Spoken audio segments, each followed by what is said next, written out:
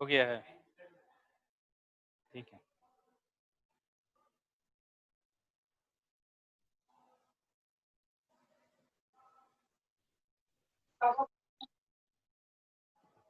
Hello, good afternoon sir. Good afternoon. Good afternoon sir. Good afternoon. आज आप लोग का इंग्लिश का क्लास नहीं चलेगा, मैम कुछ अर्जेंट काम में व्यस्त है, तो मैं सोचा कि मैं फिजिक्स पढ़ा दूं आप लोगों को एक टॉपिक। तो आगे हम लोग पढ़ेंगे,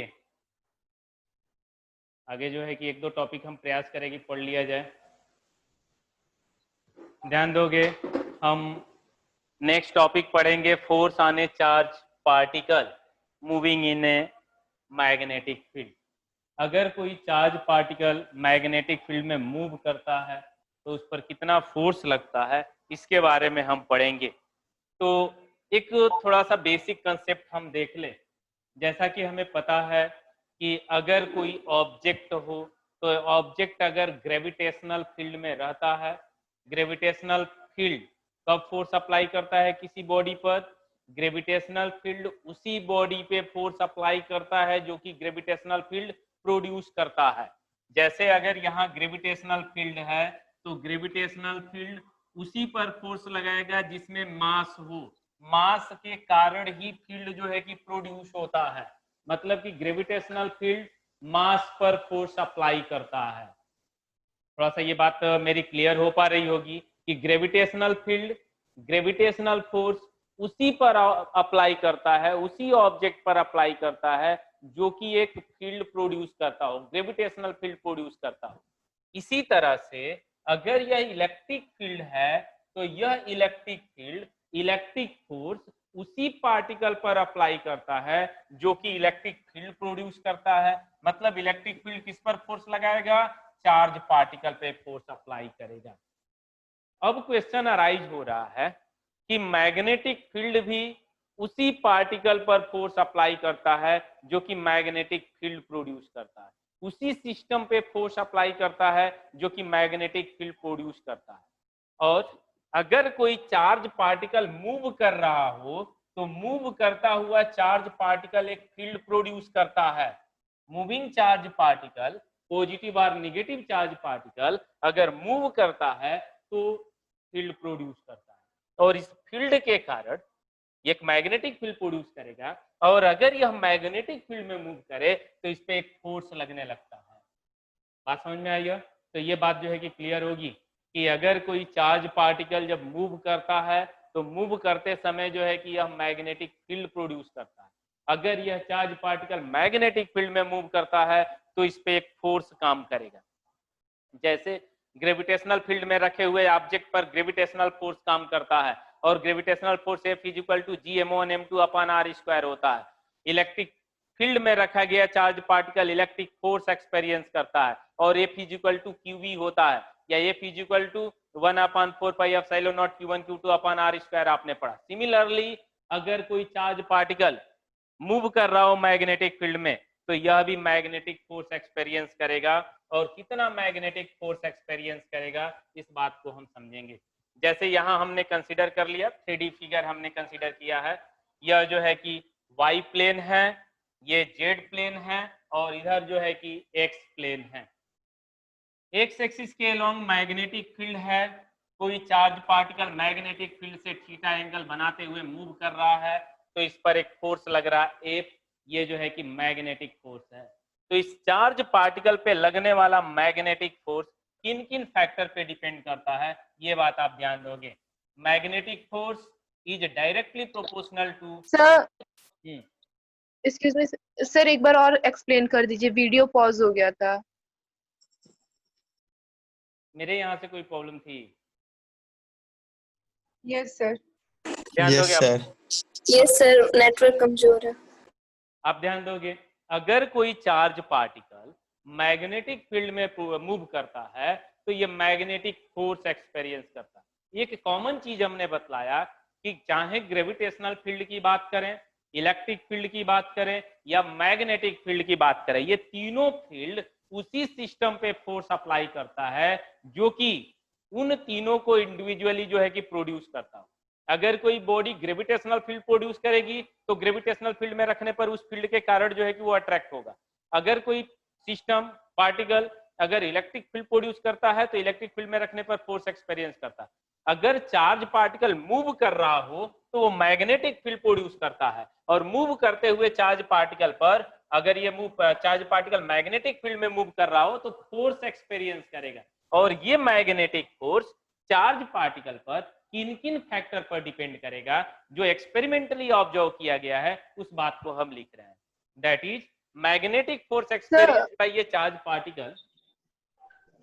हाँ बोलो। एक्सक्यूज मी सर, आयरन भी मैग्नेटिक फील्ड प्रोड्यूस करता है, आई मीन क्योंकि मैग्नेट उसे भी अट्रैक्ट करता है। हाँ, क्योंकि उसकी भी हम जिक्र करेंगे, क्योंकि आयरन है तो उसके पर्टिकुलर जो है कि किसी न किसी एटम वगैरह से मिलकर के बना है।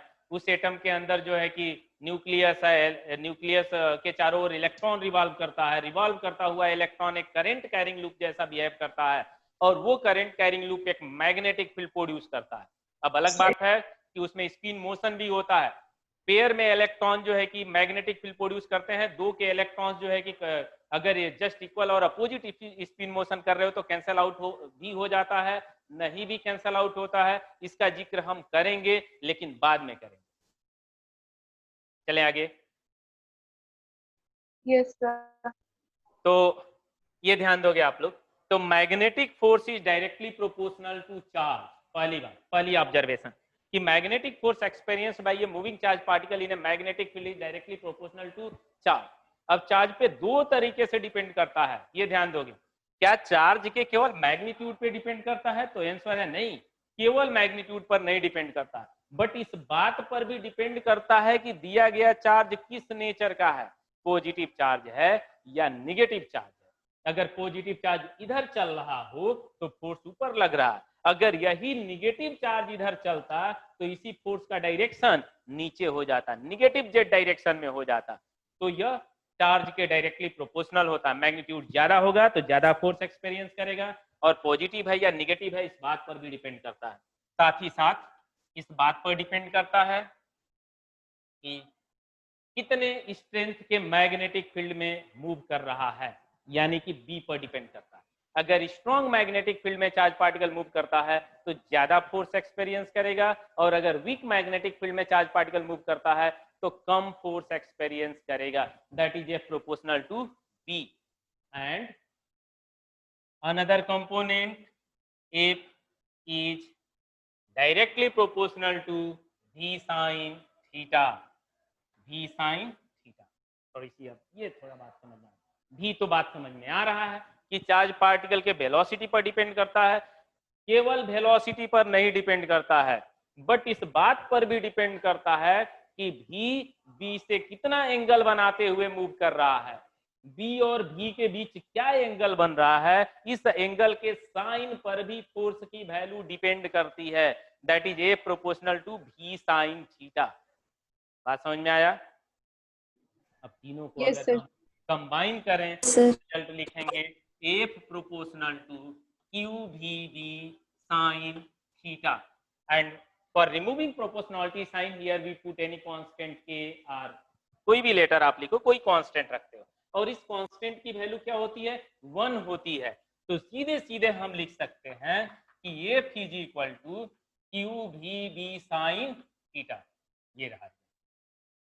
ये आपको याद रखना है कि अगर कोई चार्ज पार्टिकल मैग्नेटिक फील्ड में मोशन करता है, मूव करता है, तो वो एक फोर्स एक्सपीरियंस करता है, और फोर्स की वैल्यू क्या होती है? Q V B sine theta. ये रिजल्ट आप याद रखोगे। जिस तरह से आप ग्रेविटेशनल फोर्स के लिए फार्मूला आप याद रखे हो, इलेक्ट्रिक फोर्स के लिए फार्मूला आप याद रखे हो, उसी तरह से अगर चार्ज पार्टिकल मैग्नेटिक फील्ड में मूव करता है तो वो कितना फोर्स एक्सपीरियंस करेगा? F is equal to Q V B sine theta. अब ध्यान देना, इस फोर्स का मैग्नीट्यूड मैक्सिमम कब होगा? जबकि थीटा की वैल्यू v और b के बीच बनने वाला एंगल कितना हो? 90 डिग्री हो, क्योंकि साइन 90 की वैल्यू 1 होती है। अगर कोई चार्ज पार्टिकल मैग्नेटिक फील्ड के डायरेक्शन में मूव कर रहा हो या मैग्नेटिक फील्ड के अपोजिट डायरेक्शन में मूव कर रहा हो तो यहाँ पर साइन 0 होगा। इस केस के लिए साइन 180 होगा, और साइन 0 या साइन 180 की वैल्यू कितना होता है? 0 होता है। जीरो। दैट इज ये कितना फोर्स एक्सपीरियंस करेगा? 0 फोर्स एक्सपीरियंस। अगर कोई चार्ज पार्टिकल हो, चार्ज भी हो, वेलोसिटी भी हो, मैग्नेटिक फील्ड भी हो, but charge particle is moving along the direction of magnetic field or in opposite direction of magnetic field, then it experiences 0 force. इस पर एक्सपीरियंस होने वाली फोर्स की वैल्यू 0 होता है। क्लियर है ना ये बात? अब आप ध्यान दोगे, अगर कोई चार्ज पार्टिकल मैग्नेटिक फील्ड में रख दिया जाए, रुका हुआ चार्ज पार्टिकल हो, तो क्या ये फोर्स एक्सपीरियंस करेगा? तो आंसर है नहीं एक्सपीरियंस करेगा। क्यों नहीं एक्सपीरियंस करेगा? क्योंकि rest charge particle does not produces magnetic field, और जब ये मैग्नेटिक फील्ड प्रोड्यूस नहीं करेगा तो यह कोई भी फोर्स एक्सपीरियंस नहीं करेगा। या सीधे सीधे आप कहोगे यहाँ पर भी 0 हो जाएगा, और जब भी 0 हो जाएगा तो फोर्स की वैल्यू क्या होगा? 0 होगा। तो ये क्लियर हो गया ना? ये बात समझ में आ गया कि अगर कोई चार्ज पार्टिकल मैग्नेटिक फील्ड में मूव करता है तो उस पर फोर्स लगता है, F = QV sin थीटा। चले आगे, ये क्लियर है ना? सबको समझ में आ गया ना? थोड़ा सा हैंड रेज करोगे जिसको जिसको समझ में आ गया है यह। F = QV sin theta.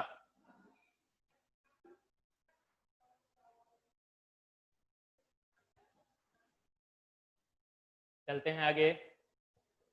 बहुत ज्यादा लोग अभी हैंड रेज नहीं कर रहे हो, केवल 5-6 लोग हैंड रेज कर रहे हो। नहीं समझ में आया क्या ये topic? Aastha Jaiswal. Excuse me sir. हाँ हाँ बोलो सर टाइम के मिसअंडरस्टैंडिंग की वजह से हम लोग अभी अभी ज्वाइन किए कुछ देर पहले सर, तो टॉपिक आधा मिस हो गया, इसलिए नहीं समझ में आ रहा सर क्या क्या पढ़ा है। एम, इस टॉपिक का एम क्या था, हम क्या करने वाले थे, ये कुछ नहीं समझ पाए। हाँ ठीक है, एक बार और हम बतला दे रहे हैं, लेकिन जो लोग शुरू से जुड़े हो उनको समझ में आ गया ना? Yes sir. एक बार और इसे जो है कि हम आगे। हाँ एक बार और इसे हम समझा दे रहे हैं इस टॉपिक को, फिर हम आगे चलेंगे।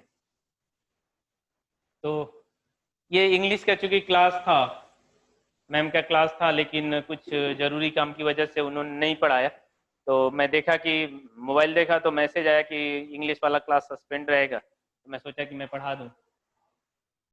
ध्यान दोगे आप लोग, हम इस टॉपिक में पढ़ने वाले हैं जैसे कि ग्रेविटेशनल फील्ड में अगर कोई ऑब्जेक्ट रखा जाता है तो फोर्स एक्सपीरियंस करता है, अगर इलेक्ट्रिक फील्ड में कोई चार्ज रखा जाता है तो वो इलेक्ट्रिक फोर्स एक्सपीरियंस करता है। सिमिलरली मैग्नेटिक फील्ड में कोई ऐसा सिस्टम रखे जो कि खुद मैग्नेटिक फील्ड प्रोड्यूस कर रहा हो, तो वह भी उस मैग्नेटिक फील्ड के कारण फोर्स एक्सपीरियंस करता है।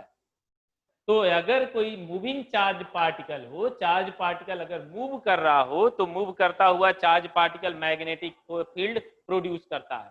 दैट इज मूव करता हुआ चार्ज पार्टिकल मैग्नेटिक फील्ड में एक फोर्स एक्सपीरियंस करता है, और उस फोर्स की वैल्यू एक्सपेरिमेंटली बतलाया गया कितना होता है?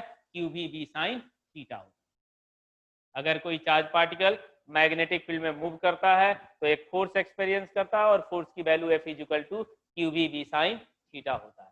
ये तो बात समझ में आ गया ना? सर इसके साथ कोई कांस्टेंट नहीं लगेगा? क्या कांस्टेंट नहीं लगेगा? प्रोपोर्शनलिटी हटेगा तो फिर कांस्टेंट लगेगा ना कोई? क्या चीज मतलब कांस्टेंट? क्या वेलोसिटी कांस्टेंट?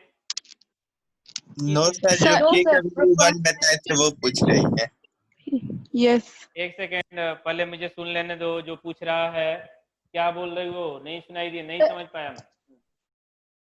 सर जो प्रोपोर्शनलिटी साइन लगाए हैं कांस्टेंट हमने उसको लगाया है, उस कांस्टेंट की वैल्यू 1 है, तो उस कांस्टेंट को हमने हटा करके 1 लिखा चाहे नहीं लिखा, आप इतना समझ जाओगे आप लोग। तो कांस्टेंट Yes, की sir. वैल्यू 1 है, इसलिए हमने क्या लिख दिया डायरेक्ट? QV sin theta. जैसे न्यूटन के सेकंड लॉ में F प्रोपोर्शनल टू ma आता है ना, तो F = KMA, वहां पर भी कांस्टेंट Yes, की sir. वैल्यू कितना? 1 होता है, तो F One. ma लिखते हैं। Yes, sir. यहाँ पर भी कांस्टेंट की वैल्यू 1 है, और हमने डायरेक्ट क्या लिख दिया? QV sin थीटा लिखा। समझ में आ गया नहीं? Yes, sir. ये समझ में आ गया अंगद? Yes sir. चले आगे ना, सबको समझ में आ जी गया? सर। तो नेक्स्ट टॉपिक पर हम चलेंगे, और नेक्स्ट टॉपिक हमारा एम होगा लॉरेंट फोर्स की बात करें। लॉरेंट फोर्स एक टॉपिक पढ़ लें हम, तब फिर हम पढ़ेंगे दूसरी पॉइंट।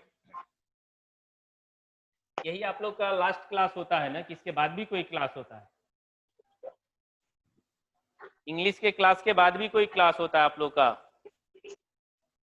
नहीं बोल रहे हो आप लोग? सुन पा रहे हो मुझे आप लोग? हेलो, सभी सो गए क्या? अंगद? नहीं सर, आपकी आपकी आवाज नहीं आ रही है सर। सबकी आपकी वीडियो रुक पॉज हो गई थी। ठीक है, मैं वेट कर ले रहा हूँ, नेट स्लो हुआ है लग रहा है। सर अभी क्या ठीक है, अभी रिपीट कर दीजिए। आप सुन पा रहे हो आप लोग? यस जी। सर। Yes sir. मैं ये पूछ Yes, रहा था sir. कि इस इंग्लिश क्लास के बाद भी कोई क्लास होता है? नो नहीं sir, sir. No no sir. Sir, इसके बाद नहीं होता है। अच्छा ठीक है, तो हम प्रयास करेंगे दो छोटे छोटे टॉपिक पढ़ लें। अब आप ध्यान दोगे, नेक्स्ट टॉपिक हम पढ़ेंगे लॉरेंज फोर्स। तो ये भी इंपॉर्टेंट टॉपिक है, और जब आप पढ़ोगे तो पूरा एनसीईआरटी आप फॉलो करोगे। एनसीईआरटी पूरा सिलेबस के जो सिलेबस है आपका, जो नया सिलेबस है, पूरी एनसीईआरटी ही जैसा है, और केवल एक टॉपिक उसमें से हटा है, वो है साइक्लोट्रॉन। और ये बहुत ही इंटरेस्टिंग चैप्टर है, अच्छा चैप्टर है। नेक्स्ट टॉपिक हम पढ़ेंगे लॉरेंज फोर्स। लॉरेंज फोर्स, क्योंकि अभी जो हम जिस फोर्स की बात करने वाले हैं, इस फोर्स को सबसे पहले लॉरेंज ने बतलाया था, इसलिए उनके नाम पर जो है इस फोर्स को लॉरेंज फोर्स कहते हैं। अगर कोई चार्ज पार्टिकल, ऐसे रीजन का आप इमेजिनेशन करो जहां पर दोनों फील्ड हो, इलेक्ट्रिक फील्ड भी हो और मैग्नेटिक फील्ड भी हो, ऐसा आप इमेजिनेशन कर रहे हो कि कहीं एक रीजन है जहां पर दोनों फील्ड है, इलेक्ट्रिक फील्ड भी है और मैग्नेटिक फील्ड भी है। और अगर इलेक्ट्रिक फील्ड और मैग्नेटिक फील्ड दोनों है और वहां पर अगर कोई चार्ज पार्टिकल रुका हुआ हो, ध्यान देना, भले आप मुझे जी आंसर सर। दोगे। जी सर। सपोज दैट यहाँ यह स्पेस है जहां पर दोनों फील्ड है, इलेक्ट्रिक फील्ड भी है और मैग्नेटिक फील्ड भी है, यहाँ पर कोई चार्ज पार्टिकल रेस्ट में है, तो बतलाओगे ये कौन सा फोर्स एक्सपीरियंस करेगा? केवल इलेक्ट्रिक फोर्स, केवल मैग्नेटिक फोर्स, दोनों, या दोनों में से electrostatic sir electric force. Only electric bus force? Electric. Electrostatic force. Yes केवल सर। जो है इलेक्ट्रिक फोर्स एक्सपीरियंस करेगा, बहुत सही। लेकिन अगर यह चार्ज पार्टिकल मूव कर रहा हो, तब क्या करेगा ये? सर दोनों करेगा। दोनों मैग्नेटिक को और इलेक्ट्रिक एक्सपीरियंस दोनों। करेगा, इलेक्ट्रिक फोर्स भी एक्सपीरियंस करेगा और मैग्नेटिक फोर्स भी एक्सपीरियंस करेगा। और दोनों फोर्स का जो नेट फोर्स होगा, उसी को हम कौन सी फोर्स कहेंगे? लॉरेंज फोर्स कहेंगे। That is when a charge particle placed in a region where both electric and magnetic field is present, then given charge particle experiences both force, electric force as well as magnetic force. The resultant of both force is known Lorentz force. दोनों force का जो resultant होता है उसी को हम कौन सी force कहते हैं? लॉरेंज फोर्स कहते हैं। क्या लॉरेंज फोर्स का कंसेप्ट समझ में आ गया ना? Yes sir. हम इसका रिजल्ट निकाल रहे हैं कि कितना होगा रिजल्ट इसका। अब आप ध्यान दोगे, आप लिख सकते हो कि that is Lorentz force is equal to, Lorentz force is equal to electric force on given charge particle plus magnetic force on given charge particle. बात तो समझ में आ गया? That is Lorentz force is equal to electric force plus magnetic force. Clear है ना ये बात? Electric Yes, sir. Force is equal to, मैंने charge particle having magnitude Q, One- तो 1/4 इलेक्ट्रिक फोर्स की वैल्यू क्या आप लिखोगे? F is equal to QV के- and magnetic force is QVB sine theta. थोड़ा सा एक काम हम और कर लें, QVB sine theta. F is equal to जो रिजल्ट आया था, दिख रहा है ना? हाँ, F इज इक्वल टू जी sir. QVB sine theta. Force कौन सी क्वांटिटी होती है? फोर्स वेक्टर क्वांटिटी होता है। तो इसी रिजल्ट को वेक्टर फॉर्म में अगर आप लिखना चाहो तो लिखोगे Q F will be E cross vector B। कैसे लिखते हैं F को? F is equal to Q vector B cross vector B, तभी ना V cross B is equal to BB sine theta हो जाएगा। Vector A cross vector B is equal to AB sine theta होता है, हमने पढ़ा है। यह vector A dot vector B is equal to AB cos theta होता है। तो इसे वेक्टर Yes, फॉर्म sir. में ऐसे लिख सकते हैं ना, यस सर, तब आप ध्यान दोगे। Yes, sir. मैग्नेटिक फोर्स की वैल्यू आप क्या लिखोगे, Q vector V cross vector V। So this implies as Lorentz force on given charge particle Q vector E plus vector V cross vector V। क्या ये समझ में आया? इसी फोर्स को कौन सी फोर्स हम कहते हैं, लॉरेंज फोर्स। मुझे उम्मीद है कोई परेशानी नहीं है, बहुत ही आसान टॉपिक है, आप लोग समझ लिए होंगे आसानी से। समझ में आ गया नहीं ये topic? Yes, sir. Yes sir. एक बार और आप सुन लोगे कि अगर कोई चार्ज पार्टिकल ऐसे रीजन में रखा जाए जहां पर इलेक्ट्रिक और मैग्नेटिक फील्ड दोनों, अगर चार्ज पार्टिकल मूव कर रहा हो तो moving charge particle electric force भी एक्सपीरियंस करेगा और मैग्नेटिक फोर्स भी एक्सपीरियंस Magnetic करेगा, force और produce दोनों का जो रिजल्टेंट होता है उसी फोर्स को हम लॉरेंज फोर्स कहते हैं। और Lorentz force is equal to F is equal to Q vector E plus vector V cross vector V। ये जो है कि आप लिख सकते हो। अब हम चलेंगे नेक्स्ट टॉपिक पर, और नेक्स्ट टॉपिक होगा कि magnetic force on A current carrying wire.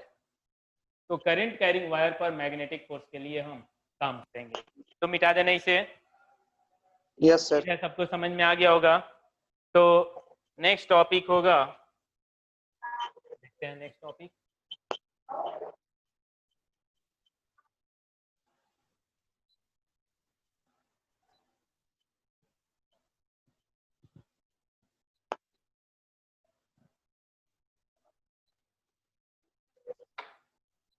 magnetic force on a current carrying wire। magnetic force on a current carrying wire। current carrying wire, current carrying wire, current carrying wire हमने लिखा है यह। हो गया sir. तो अगर कोई current carrying wire magnetic field में रखा जाए तो वायर में करंट फ्लो हो रहा है, मतलब कि चार्ज पार्टिकल मूव कर रहे हैं, इलेक्ट्रॉन चल रहे हैं। तो इलेक्ट्रॉन के चलने के कारण, इलेक्ट्रॉन के ड्रिफ्ट करने के कारण वायर में करंट फ्लो होता है। अगर इलेक्ट्रॉन ड्रिफ्ट नहीं कर रहा है तो करंट प्रोड्यूस नहीं होता है। आप ये जानते हो कि जो फ्री इलेक्ट्रॉन्स होते हैं, थोड़ी सी बात हम कर लें तब फिर हम आगे चलेंगे।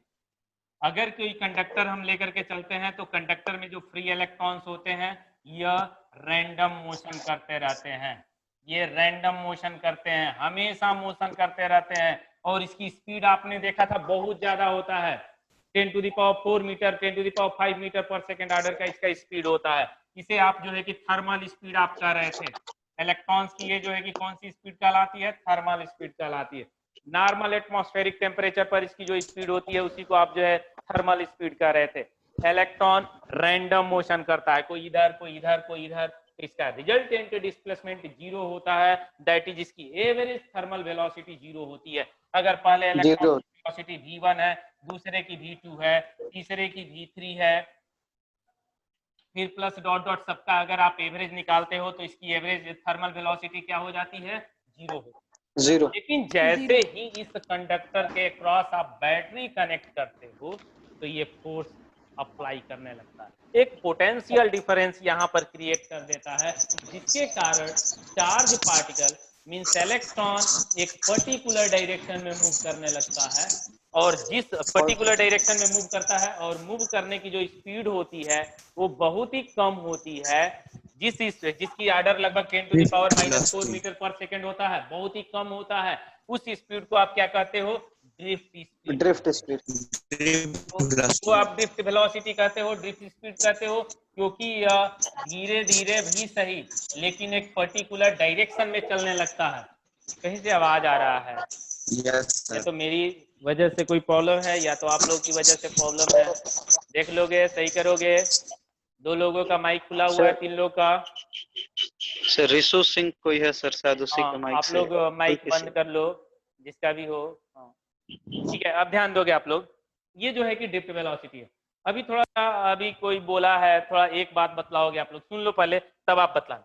ड्रिफ्ट वेलोसिटी की वैल्यू कितनी होती है 10 टू द पावर लगभग -4 मीटर पर सेकेंड हम लिख रहे हैं 10 टू द पावर -4 मीटर पर सेकेंड। थर्मल स्पीड तो बहुत ज्यादा होता है 10 टू द पावर 5 मीटर पर सेकेंड होता है, तब थर्मल स्पीड बहुत ज्यादा है +5, ये बहुत कम है, लेकिन इसके कारण करंट मिलता है, इसके कारण नहीं मिलता है, क्योंकि इसका चलने की डायरेक्शन जो है कि फिक्स नहीं है। आपको फ्रीली छोड़ दिया जाए कि आप जो है कि पढ़ो अपने से, पता चलेगा पूरा दिन आपकी जो है एफिशिएंसी बहुत ज्यादा है, आप ज्यादा सोच सकते हो, ज्यादा जो है कि आप पढ़ सकते हो, लेकिन आप अगर आप फ्रीली पढ़ते हो तो पता चलता है पूरा दिन बीत गया, पूरा साल बीत गया, आपने जो है कि क्या गेन किया है, 0 गेन किया है। कभी आप हिंदी पढ़ते हो, कभी इंग्लिश पढ़ते हो, कभी कुछ भी नहीं पढ़ते हो और रिजल्ट 0 रहता है। क्लास चलता है सिस्टमेटिक तरीके से, तो 6 पीरियड 7 पीरियड चलता है, आप एक सिस्टमेटिक तरीके से भले धीरे धीरे चलते हो, लेकिन साल के एंड तक जो है कि कोर्स को आप कंप्लीट करते हो। ये ड्रिफ्ट वेलोसिटी बहुत कम है, फिर भी जो है कि इसके कारण करंट मिलता है, क्योंकि ये एक डायरेक्शन में चलता है, एक पर्टिकुलर डायरेक्शन में चलता है। दूसरी चीज आप यहाँ पर बतलाओगे, अगर यहाँ पर बोर्ड लगा हो, ये बोर्ड है, स्विच लगा हुआ है, स्विच लगा है, अगर फैन का स्विच हमें ऑन करना हो तो जैसे स्विच ऑन करते हैं फैन चलने लगता है, बल्ब का स्विच ऑन करते हैं तुरंत बल्ब जो है कि ऑन हो जाता है। अगर इलेक्ट्रॉन यहाँ से 5 मीटर की डिस्टेंस ट्रेवल करे तो बहुत टाइम लगेगा, बहुत ज्यादा टाइम लगेगा, क्योंकि स्पीड इसकी बहुत कम है। लेकिन स्विच को ऑन करने और पर्टिकुलर अप्लायंस को जो है कि ऑन होने में कोई टाइम इंटरवल नहीं होता है। क्यों? ये आपके लिए छोड़ दे रहा है, इसे आप सोचोगे कि ऐसा क्यों होता है। अब दूसरी चीज, हम अपने टॉपिक पर आ रहे हैं। किसी वायर में करंट फ्लो हो रहा है, मतलब इलेक्ट्रॉन ड्रिफ्ट कर रहा है, और इस ड्रिफ्टिंग के कारण ही करंट फ्लो होता है। और I इक्वल टू क्या होता है, NEA VD, हमने पढ़ा नहीं। एक्सक्यूज मी सर, तो I इक्वल आवाज रुकी हुई है, आप सुन पा रहे हो आप सर? आप लोग?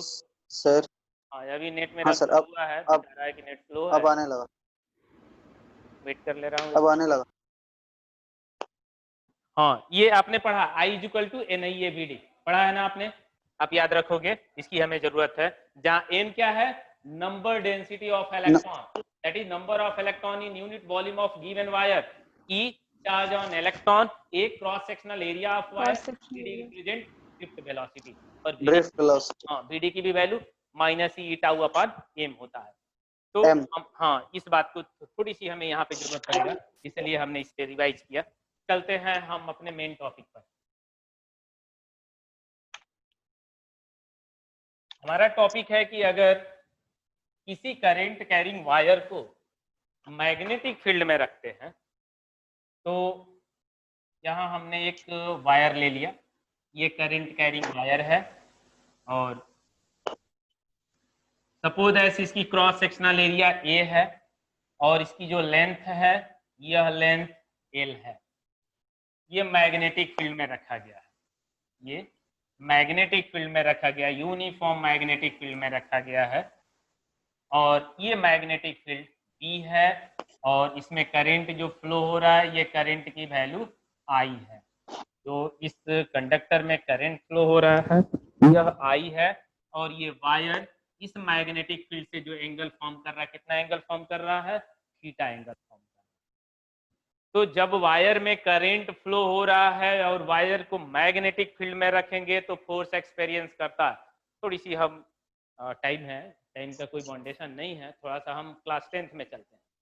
क्लास 10th में आपने पढ़ा है कि अगर ये हम हॉर्सशू मैग्नेट लेते हैं, शायद याद आ रहा होगा आप लोगों को, ये हॉर्सशू मैग्नेट लेते हैं, और इस हॉर्सशू मैग्नेट में ऐसे हम बीच में वायर हमने रख लिया, और इस वायर को हमने बैटरी से कनेक्ट कर दिया, बैटरी से स्विच से कनेक्ट कर दिया।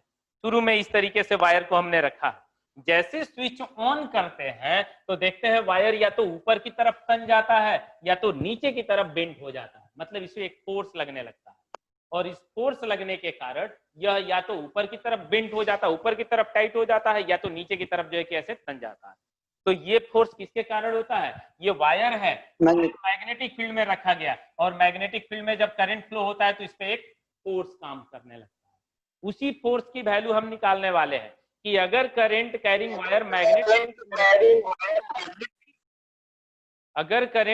वायर मैग्नेटिक फील्ड में रखा जाए तो कितना फोर्स एक्सपीरियंस करेगा, इस फोर्स का हम डिस्कस करेंगे।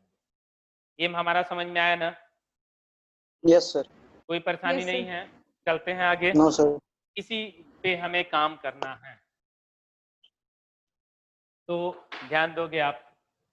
इस वायर में करंट आई फ्लो हो रहा है, आई फ्लो हो रहा है मतलब इलेक्ट्रॉन इसमें ड्रिफ्ट कर रहा है। इसकी क्रॉस सेक्शनल एरिया क्या है वायर की? ध्यान दोगे, ए। क्रॉस सेक्शनल एरिया हम कंसीडर कर रहे हैं ए है, और इसका लेंथ क्या है? एन है। तो आप वो लिखोगे, मैग्नेटिक फील्ड की वैल्यू ए बी है, तो आप लिखोगे कि magnetic force on a drifted electron, जो इलेक्ट्रॉन इसमें ड्रिफ्ट कर रहा है, इलेक्ट्रॉन के ड्रिफ्टिंग के कारण ही ना करंट फ्लो होगा, मूव करने के कारण जो है कि करंट फ्लो होगा। तो जो इलेक्ट्रॉन चल रहा है उस पर इस मैग्नेटिक फील्ड के कारण कितना फोर्स लगेगा उसकी बात करने वाले हैं। That is magnetic force on a drifted electron, drifted electron F is equal to QVB sin theta. अभी हमने पढ़ा F is equal to QVB sin theta. Charge पर इलेक्ट्रॉन कितना? E। वेलोसिटी, ड्रिफ्ट वेलोसिटी क्या है? VD है, EVD। और B और मैग्नेटिक फील्ड और इसके करंट के बीच, चलने के डायरेक्शन के बीच कितना एंगल बन रहा है? थीटा एंगल बन रहा है। तो क्या आप लिखोगे? EVDB sin थीटा लिखा जा सकता है ना? तो हम लिख सकते हैं कि F एक बार और सर लिखा जा सकता है ना इतना? सर एक लाइन और sir. F is equal to QVB sin theta, F is equal to QVB sin theta. अब यहाँ पर आप ध्यान दोगे, Q की जगह पे क्या लिखोगे? चार्ज ऑफ इलेक्ट्रॉन, बाकी तो वही है सब VB sin थीटा। तो एक इलेक्ट्रॉन पर अगर इलेक्ट्रॉन की चलने की डायरेक्शन और मैग्नेटिक फील्ड के बीच थीटा एंगल बन रहा हो तो F is equal to EVDB sin theta लिख सकते हैं ना? ये रहा। Yes sir. अब आप ध्यान दोगे कि इस कंडक्टर में बहुत सारे इलेक्ट्रॉन होंगे। कितने इलेक्ट्रॉन होंगे ये आप बतलाओगे तभी हम चलेंगे। इस कंडक्टर में कितने नंबर ऑफ इलेक्ट्रॉन है, पहले नंबर आप बतला दो, तब दो तीन बातें आप बतला दो, तब हम आसानी से समझ लेंगे चीजों को और तब आगे चलेंगे। अब बतलाओगे सोच करके, अगर इलेक्ट्रॉन डेंसिटी n हो, अगर इलेक्ट्रॉन डेंसिटी n हो तो इस कंडक्टर में कितना इलेक्ट्रॉन है? बोलो कोई लोग। इलेक्ट्रॉन डेंसिटी करने का मतलब यूनिट वॉल्यूम में नंबर ऑफ इलेक्ट्रॉन। तो यूनिट वॉल्यूम में अगर नंबर ऑफ इलेक्ट्रॉन n है और इसका टोटल वॉल्यूम वायर का कितना हो जाएगा? A into L. तो NaL जो होगा टोटल नंबर ऑफ इलेक्ट्रॉन नहीं हो जाएगा? NaL जो होगा टोटल नंबर ऑफ इलेक्ट्रॉन हो जाएगा। तो आप लिखोगे कि देयरफॉर आप लिखोगे since total number of electron in given wire दिए गए वायर में कितने नंबर ऑफ इलेक्ट्रॉन है? तो this is equal to NaL। मुझे उम्मीद है समझ में आ गया। NaL जहां n क्या है हम लिख नहीं रहे हैं, लेकिन आपको ध्यान देना है number density of electron, that is number of electron in unit volume. Third chapter में आपने बार बार यूज किया होगा इस टर्म को। ए क्या है? A represent cross sectional area of conducting wire, L represent length of conducting wire. तब आप लिख सकते हो यहां से कि आपको ध्यान देना है therefore magnetic force on conducting wire, current carrying wire, magnetic force on current carrying wire पर कितना फोर्स लगेगा? अब यही एक थोड़ी सी बात आपको समझना है, इस पर कितना फोर्स लगेगा। जितने नंबर ऑफ इलेक्ट्रॉन हो, हर इलेक्ट्रॉन, एक इलेक्ट्रॉन पे अगर फोर्स मालूम हो गया तो सभी इलेक्ट्रॉन पर फोर्स हम ऐड करके निकाल लेंगे, और जो सभी नंबर ऑफ इलेक्ट्रॉन पे फोर्स लगेगा वही ना कंडक्टिंग वायर पे फोर्स होगा। बात समझ जी में आई है? सर। तो this is equal to force on one electron, this is equal to force on one electron plus total number of electron in current carrying wire. बात समझ में आ गया होगा? तो this represents F is equal to force on an electron. Net थोड़ा slow हुआ है, वेट कर ले रहे हैं। अभी ठीक है सर। हाँ, तो F इज इक्वल टू क्या लिखोगे? फोर्स ऑन वन इलेक्ट्रॉन, एक इलेक्ट्रॉन पर कितना force? E V D B sine theta. अभी हमने निकाला है E V D B sine theta, यही ना एक इलेक्ट्रॉन पे फोर्स है। और नंबर ऑफ इलेक्ट्रॉन कितने हैं? N A L, N A L. तो this is equal to N E A V D, N E A V D B L sine theta. लिख सकते हैं कि नहीं इसी को ऐसे? और आप सोच के बतलाओगे N E A V D को क्या लिखते हैं? आई। आई करंट लिखा जाता है, तो करंट आई हो जाएगा। तो एफ इज इक्वल टू कितना? I L B sine theta.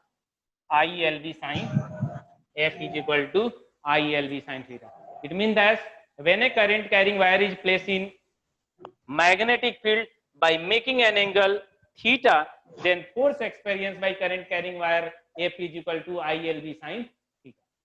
कितना फोर्स एक्सपीरियंस करेगा? F is equal to ILB sin theta. जहां I क्या है? वायर में फ्लो होने वाली करंट है।